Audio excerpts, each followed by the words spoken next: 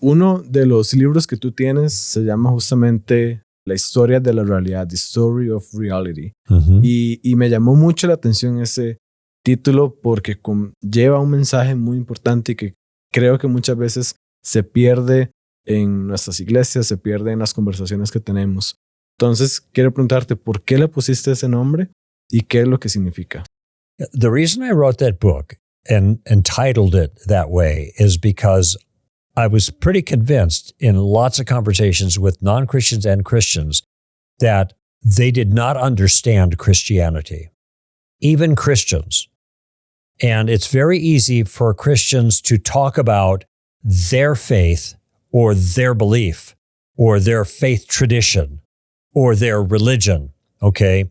In these days now, when you talk like that, that's like saying, I have my belief system, but other people have their belief systems. And so Buddhism that's their religion, and I have my religion. It's like talking about it like clubs, okay? Now, I know the Christian may not be thinking of it that way, but when he talks about it that way, that's the way people in our culture now think of it. Oh, that's your leap of faith, belief thing. Okay, well, I'm glad you found something to make you feel better. And so I wrote The Story of Reality, partly to make the point that what we are talking about, if as Christians who actually understand what's going on, we are not just talking about our belief system. We're not just talking about our religion, okay? We are talking about the way reality is structured, you know? Like gravity. Gravity is part of reality. If you don't believe in gravity, you're not going to float away. It still works because it's a real part of the world, okay? In the same way, what we are trying to communicate about Christianity is that Christianity is a picture of reality, okay? It's a description of the way the world actually is. So, for example, if you were at a certain spot outside of ancient Jerusalem about 2,000 years ago, and there were three guys hanging from a cross, and you put your hand against that cross, you would have gotten a splinter in your hand. And the blood running down from that cross would have had a blood type.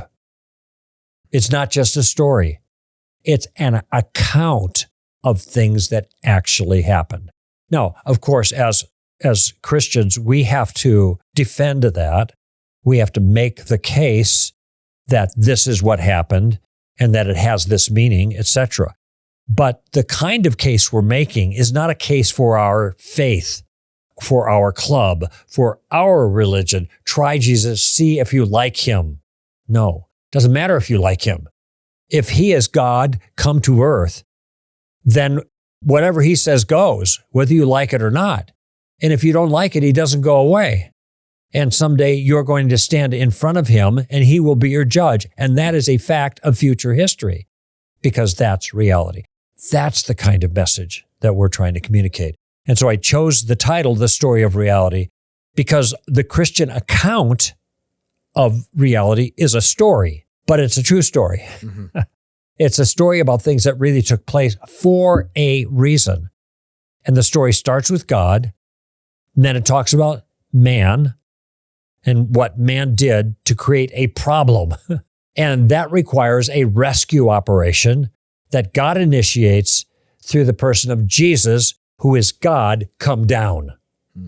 And the way Jesus lives his life and how he dies on a cross determines what happens to everybody at the final resurrection.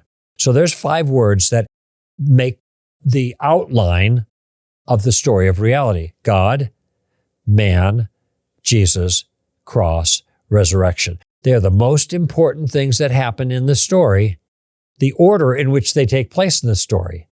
Everything starts with God and it ends with the final resurrection. And it has a beginning and an ending and all the important stuff in between. So it's a real story, but it doesn't start with the words once upon a time because it's not a myth. It's not a fairy tale. By the way, if it's a myth or a fairy tale, it doesn't do us any good. What good does a fairy tale do us? We might enjoy a fairy tale. We might be encouraged by something in a fairy tale, but it doesn't really deeply, profoundly help us.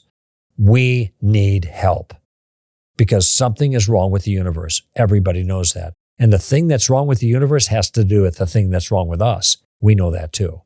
The universe is broken. The world is broken. We're broken too. We're guilty. And we know that. That's why we feel guilty. Okay? Some fictitious story, some myth is not going to help that problem. We're sick. We need a real doctor who can heal the disease. And that's what the story of reality is able to do.